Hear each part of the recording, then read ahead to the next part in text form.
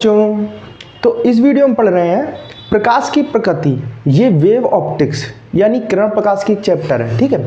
और इसमें हम क्या पढ़ने वाले हैं? प्रकाश के बारे में पढ़ने वाले हैं।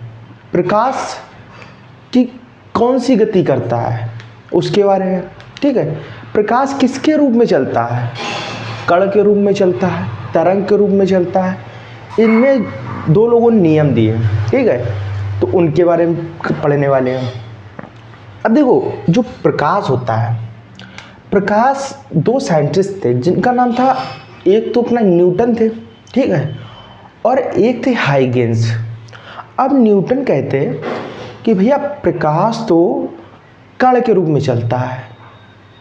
जब प्रकाश कण के रूप में चलता है तो इनके द्वारा एक नियम दिया। जब इन्होंने बताया कि प्रकाश कण के रूप में चलता है तो इन्होंने एक नियम दिया जिसे क्या कहते हैं? न्यूटन का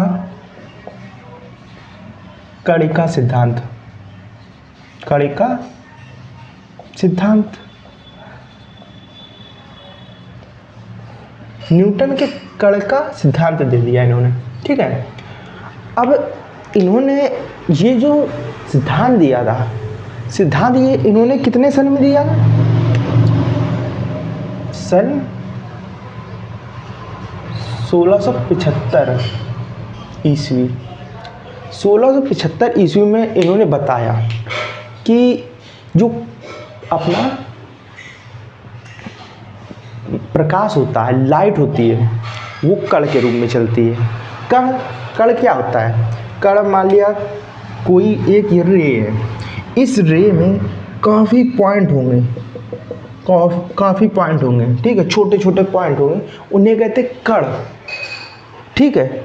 अब जैसे हमारी बॉडी है, बॉडी का कोई एक वो हिस्सा, कोई मान ली इतनी बड़ी बॉडी है, कोई एक नमक का ढेला ले लो, ठीक है। ये नमक का ढेला ले लिया, इसे पीस लूँ, पीस लिया, पीसने के बाद छोटे छोटे छोटे छोटे जो पिसा हुआ नमक होता है ना, नमक का एक ढेला, मतलब नमक का जो पिसा हुआ एक पॉइंट है, उससे ज़्यादा तो उसको पीसा नहीं जा सकता। वो एक पॉइंट से ये पूरा नमक मिलकर बना होगा। वैसे पॉइंट होंगे ना सारे जिससे नमक मिलकर बना होगा, तो उसी एक पॉइंट को, जो पिसा हुआ इसका एक पॉइंट है, उसे ही हम क्या कहते हैं?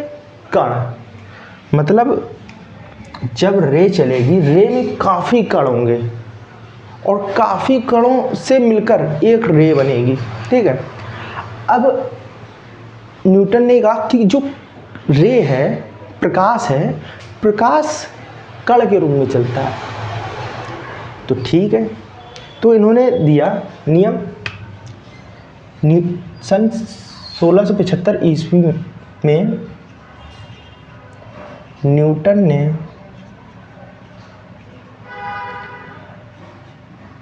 कणिका सिद्धांत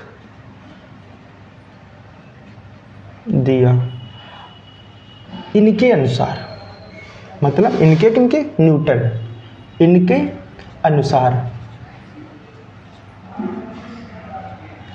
इनके अनुसार। अब पॉइंट में लिखेंगे क्या क्या इन्होंने पॉइंट दिए। पहला नंबर, इन्होंने बोला कि जो प्रकाश होता है, प्रकाश जो सन से लाइट आती है, वो लाइट बहुत सूक्ष्म छोटे छोटे कणों से मिलकर बनी होती है, और वो लाइट छोटे छोटे सूक्ष्म कणों से ही आती है। मतलब छोटे छोटे सूक्ष्म कण आते हैं, उसी से लाइट आती है, ठीक है। क्या? प्रकाश लिख लेंगे, प्रकाश छोटे छोटे कणों के रूप में गति करता है, छोटे छोटे कण के रूप में गति करता है। अब इन्होंने एक चीज़ और बताया, सेकेंड नंबर। अब देखो, ये तो हमें पता है, जब प्रकाश किसी ऑब्जेक्ट पर पड़ता है, उसकी रेज मान ली कोई ऑब्जेक्ट है, ठीक है, कोई ऑब्जेक्ट है, ठीक है। अब हमारी आई इस ऑब्जेक्ट को देखेंगे तो इन्होंने बोला जो प्रकाश है, प्रकाश किसी ऑब्जेक्ट पर पड़कर उसके कण, जब उस ऑब्जेक्ट पर पड़कर प्रकाश के कण, कण है ना, कण से मिलकर बना है प्रकाश, तो कण, प्रकाश के कण ऑब्जेक्ट पर पड़कर वो हमारी रेटिना पर आकर मिलते हैं, तब उस वस्तु का प्रतिबिंब बनता है। क्या? जो कण है प्रकाश के वो आंखों के रेटिना पर मिलते हैं किसी ऑब्जेक्ट पर पड़ने के बाद, तब वो वस्तु में दिखाई देती है। तो ये बताया है इन्होंने कि प्रकाश के कण किसी वस्तु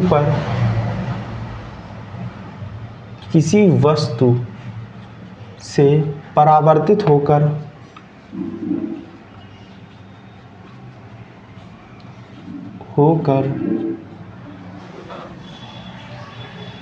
हमारी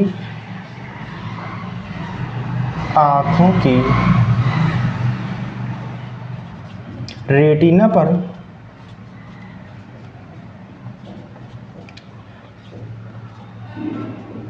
पड़ते हैं, तब हमें वस्तु दिखाई देती है।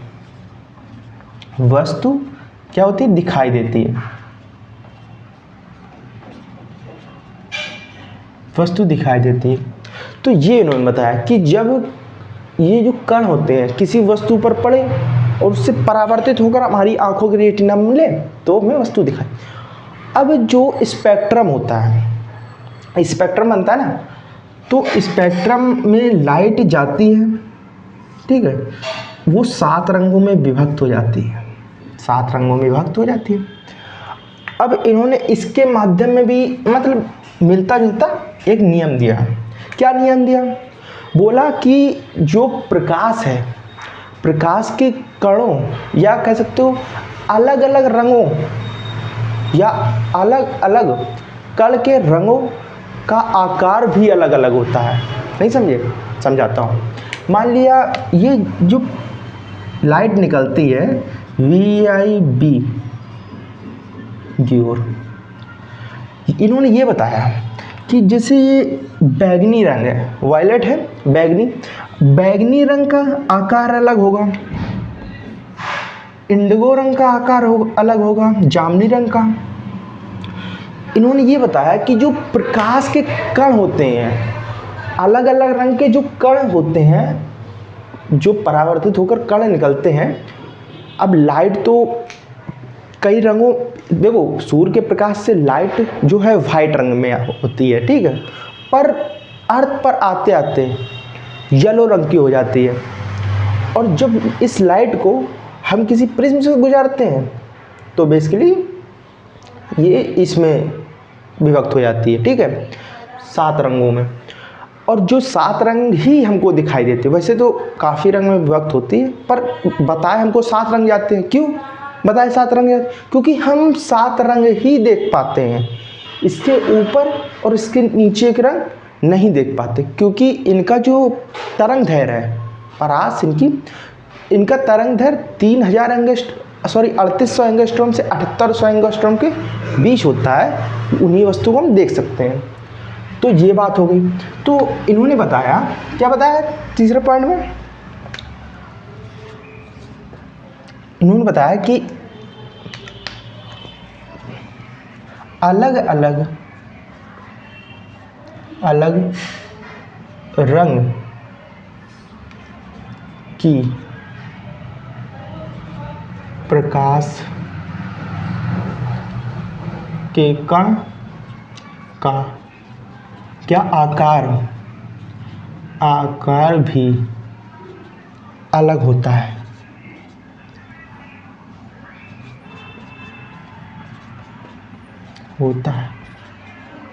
इन्होंने ये बोला कि जैसे रेड रंग का प्रकाश है, ठीक है, उसका आकार अलग होगा, वायलेट का अलग होगा, ऑरेंज का अलग होगा।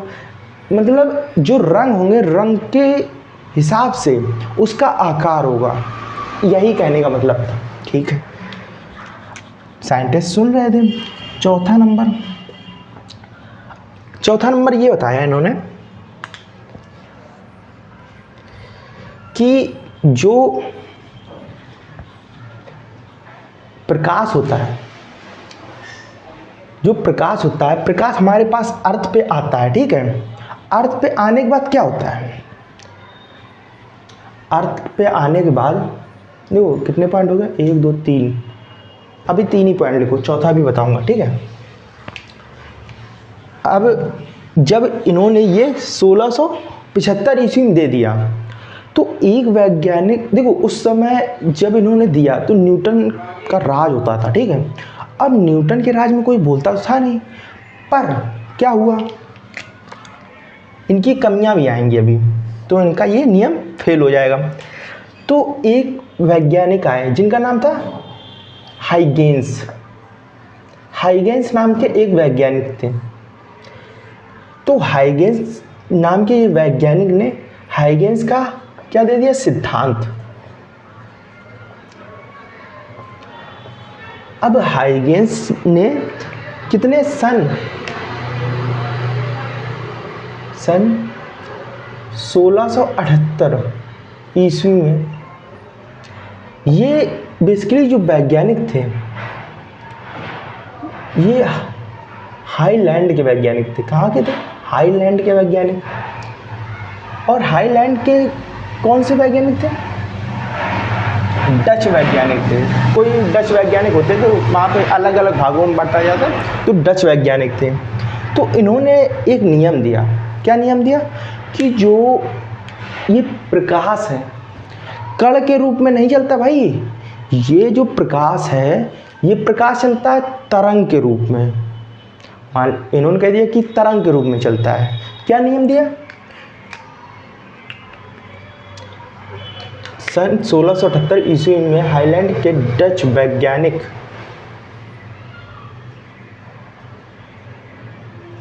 हाइगेंस ने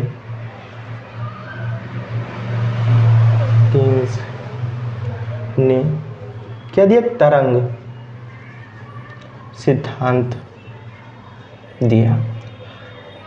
इनके अनुसार मतलब इन्होंने क्या बताया, इसकी बात करते हैं। इन्होंने एक काल्पनिक प्रकाश को जनरेट किया। काल्पनिक प्रकाश कैसे जनरेट किया?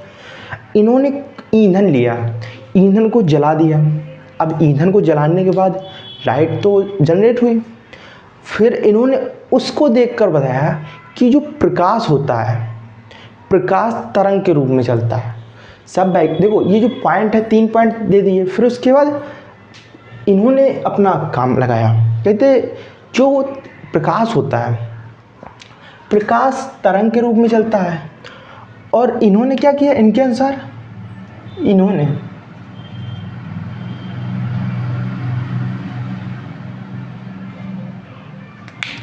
अनुसार क्या प्रकाश किसके रूप में चलता है? प्रकाश तरंग के रूप में चलता है, रूप में चलता है। इनके अनुसार इन्होंने बताया कि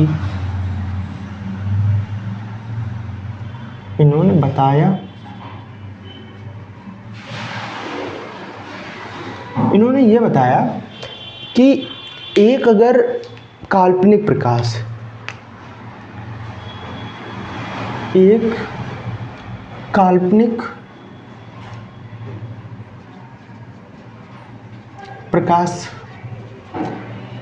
ईंधन को जलाकर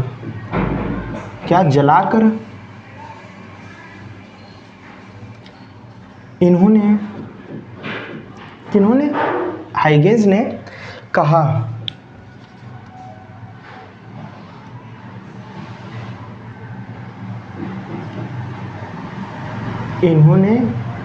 कहा कि क्या प्रकाश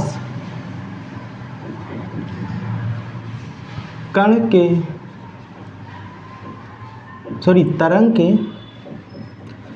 रूप में चलता है, रूप में चलता है। इन्होंने ये बताया तरंग के रूप में चलता है। फिर क्या, अब कहते भाई न्यूटन साहब तो ये कह गए हैं कि ये किसके रूप में चलता है, कण के रूप में चलता है। तो फिर सारे जो वैज्ञानिक थे इन्होंने एक बार फिर से चर्चा की। फिर चर्चा के फलस्वरूप इनकी कुछ कमियां निकल आई। क्या कमियां, कमियां क्या थी? कमियां इनकी ये थी कि पहली कमी थी कि ये सिद्ध नहीं कर पाया, कुछ लॉज होते हैं जो न्यूटन ने अपने कण के सिद्धांत में क्या नहीं दर्शा पाए, व्यतिकरण, विवर्तन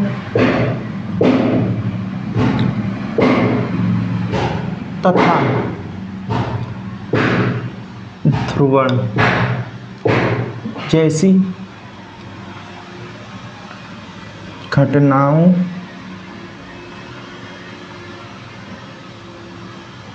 को नहीं दर्शा पाए। क्या नहीं दर्शा पाए?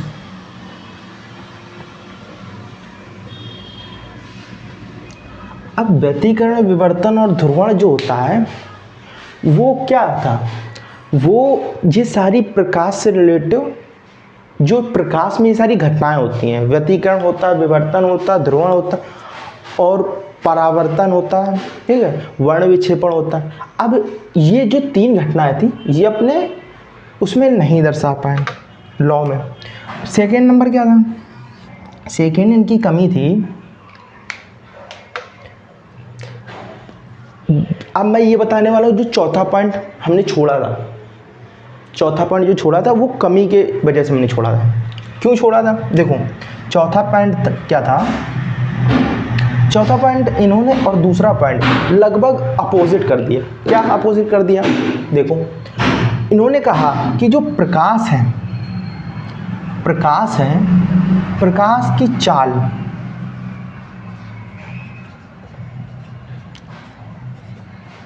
सघन माध्यम में अधिक तथा विरल माध्यम में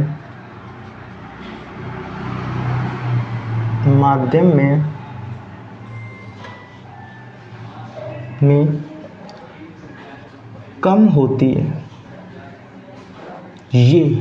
ये जो पॉइंट था ये इनके लिए घातक बन गया। कैसे घातक बन गया? इन्होंने बोला जो सघन होता है मीडियम, सघन मीडियम मतलब गाढ़ा मीडियम, मान लिया कोई एयर में हम खड़े हैं, ठीक है, ये तो विरल माध्यम है, ठीक है, ये विरल माध्यम है। अगर हम इसी जगह पानी में चले जाएं तो भाई वो गाढ़ा माध्यम है ना, उसमें हम थोड़ा दौड़ सकते हैं तेज से, तो सघन माध्यम। तो ऐसा प्रकाश के साथ भी होता है, प्रकाश भी नहीं दौड़ पाता है, दौड़ता है, अंदर जाता है, पर क्या होता है जो एयर में जितनी उसकी चाल होती है, मतलब विरल में जितनी चाल होती है 3 × 10 पावर कितनी होती है विरल में? विरल में चाल कितनी होती है? c बराबर, प्रकाश की चाल को c से नोट करते हैं, c बराबर 3 × 10⁸ मीटर पर सेकेंड। ये किस में होती है? ये होती है विरल में। और सघन में कितनी होती है? सघन में मान लिया वाटर है, सघन H2O है, वाटर में कितनी होती है? 2.25 × 10⁸ मीटर पर सेकेंड। ये वाटर में चाल होती है, ठीक है। वाटर में देखो कितनी, इसमें 3 थी, इसमें कितनी कम है? 0.75 कम है, 0.75 काफ़ी होती है, ठीक है, तो ये कम है। अब इधर से देखने को 0.75 तो कम है भाई, कहाँ ज़्यादा कम है, पर 10⁸ है भाई, 10⁸ में 0.75 की वैल्यू बहुत होगी, ठीक है। अब देखो तो इन्होंने ये अपोजिट बता दिया। फिर इन्होंने, सब वैज्ञानिक थे एक साथ, तो इन्होंने वैज्ञानिकों को बोला कि जो प्रकाश की चाल होती है,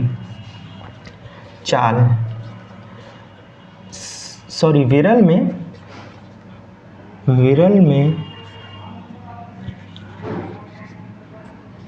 अधिक तथा सघन में कम होती है। विरल में अधिक तथा सघन में क्या होती है? कम होती है। ये जो नियम था चाल वाला, वो न्यूटन के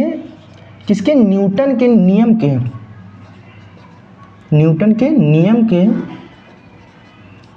क्या था? विपरीत था।